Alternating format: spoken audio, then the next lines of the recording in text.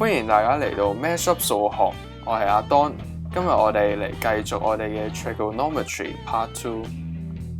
我哋今日會一齊揾出我哋幾個常見角度 plug 咗入去 sin、cosine、tangent 之後有咩 values。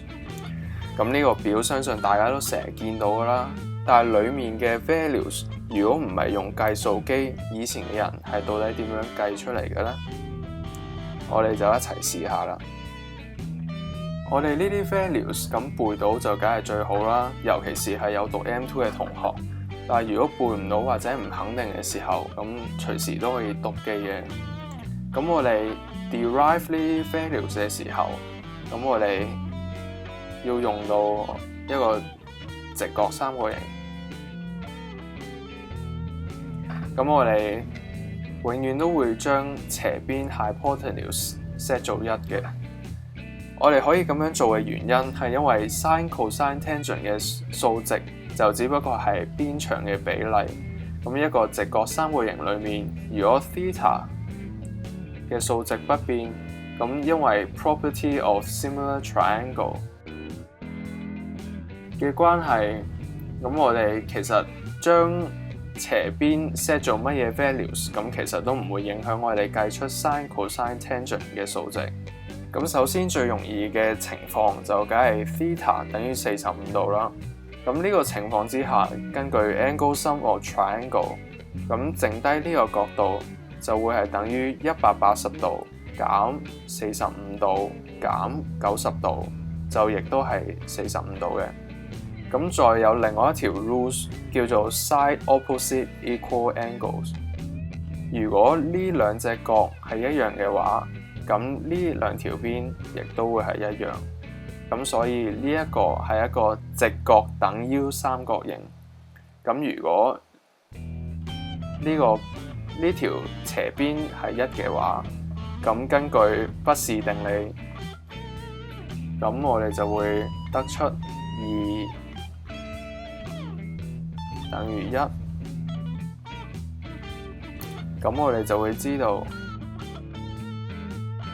呢個時候，我哋重溫翻 Part 1講過嘅 ratio，sin 45度就會係等於 opposite over hypotenuse 就會等於開方2 over 2再 over 1，咁就會等於開方2 over 2。cosine 45度就會等於 adjacent over hypotenuse， 亦會係等於開方2 over 2再 over 1，亦都係等於開方2 over 2。最後 tangent 45度就會等於 opposite over adjacent， 因為佢哋兩個都係長開方2 over 2咧，咁其實我哋抵消咗佢咧，只不過係等於1。咁我哋就可以順利得到 sin、cosine、tangent 45度角嘅 values 啦。跟住落嚟，我哋再睇睇當 theta 係等於30度嘅情況之下，sin、cosine、tangent 到底會係幾多呢？咁呢個情況下，咁我哋就會用 angle sum of triangle 計呢一隻角係會係60度嘅。咁我哋呢度有一個取巧嘅地方，就係我哋將呢個直角三角形複製一次，咁樣黐落嚟，呢個就會係30度，呢個都會係60度。當呢個係1嘅時候，咁我哋留意下呢一個三角形有乜特別呢？就係呢一個角60度，呢一個角60度，呢一個角60度。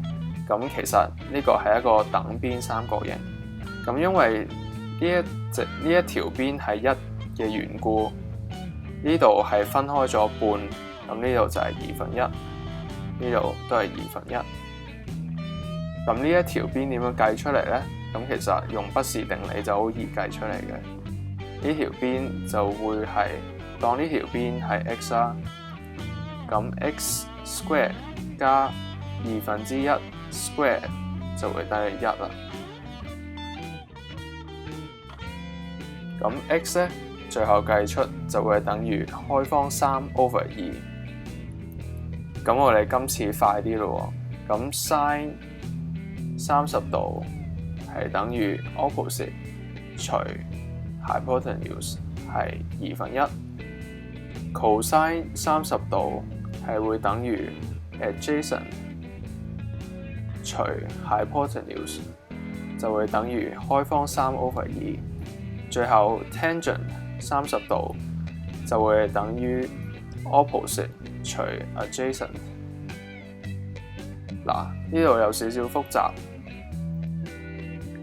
咁但係我哋如果係一個分數除一個分數，就會將分母調翻轉，由開方3/2變做2/開方3，就會等於1/開方3，亦都可以寫做開方3/3。咁我哋攞翻個表出嚟，填翻啲 value 入去。咁當 theta 係等於60度嘅時候，我哋都可以用翻一樣嘅方法。但因為時間嘅關係，咁我哋直接寫 sin、cosine、tangent 60度嘅 values 啦。sin 60度係 opposite 除 hypotenuse 係開方3/2，cosine 60度係 adjacent 除 hypotenuse， 亦都係會等於1/2。tangent 60度嘅 value 係 opposite 除 adjacent 就會等於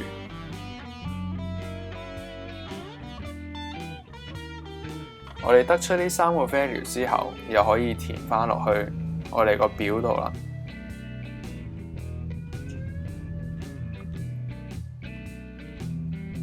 咁到最後啦，我哋一齊睇睇兩個最抽象嘅例子。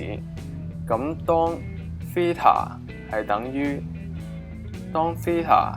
0嘅時候，同埋當佢等於90度嘅時候，會發生咩事呢？咁當 theta 係等於0度嘅時候，咁其實基本上呢條係 hypotenuse， 呢條係 adjacent， 中間呢一點就會係 opposite 啦。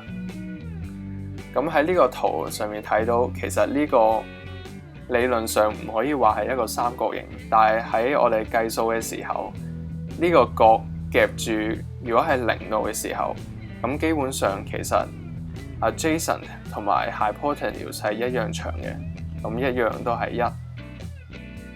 咁 opposite 咧，咁因為俾佢哋兩個夾住嘅關係，咁其實佢嘅係冇長度嘅，咁係等於0嘅。咁到呢個情況啦，咁當 theta 係90度，就會有一個更加奇怪嘅情況，呢兩個三角形係唔會掂埋一齊嘅。咁因為喺數學上面呢個係一個唔可以出現嘅情況，意思即係呢兩點永遠一定要掂埋一齊嘅緣故呢，咁其實就會同左邊嘅情況差唔多，變相就會變咗係呢兩條線搭埋咗一齊。